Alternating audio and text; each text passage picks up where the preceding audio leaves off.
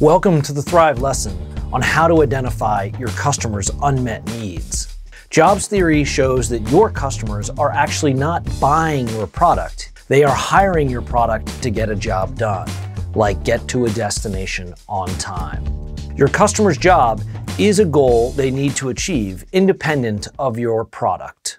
As we saw in the previous lesson, a customer need is an action a customer must take using a variable to get a job step done. Since customer needs have an action and a variable, you can measure the speed of the action and the accuracy of the variable. As a result, a customer need is unmet if the current products are slow and/or inaccurate. This is another important jobs theory concept to remember. Let's look at an example with Apple and Google Maps. The job of getting to a destination on time includes these 12 steps. And each step, like the step of planning the stops, has actions and variables that define the customer needs in the job. This customer need has an action and a variable, so we can measure the speed and accuracy of satisfying this need with Google and Apple Maps. For example, if a consumer were to determine the optimal sequence of planned stops using Apple or Google Maps, how would he do it? He would have to enter destination A to B, calculate the route and time, enter destination A to C, calculate the route and time, and replan if going from A to C first was faster. Then repeat this manual process for every possible combination of stops in his day.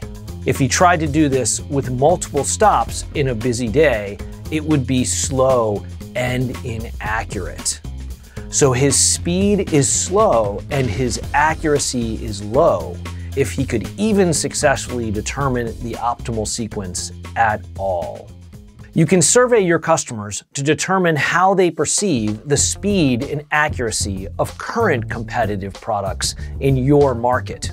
In your survey, ask your customers how much effort it takes to satisfy the needs. Customer effort surveys have been proven to be more predictive of customer purchasing, which makes sense because your goal is to help your customers get their job done as fast and accurately as possible. In other words, with the least amount of customer effort. To measure customer effort, you ask customers how difficult it is to get the job done.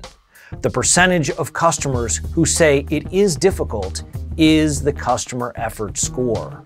For example, if 86% of customers say it is difficult or very difficult to determine the optimal sequence to make planned stops, then we know this is an unmet customer need. With the survey results, we now know customers perceive this level of speed and accuracy to be a struggle. We know why this need is unmet because it is too much effort for customers to determine the optimal sequence in their busy days. In other words, customers that struggle to get the job done have unmet needs.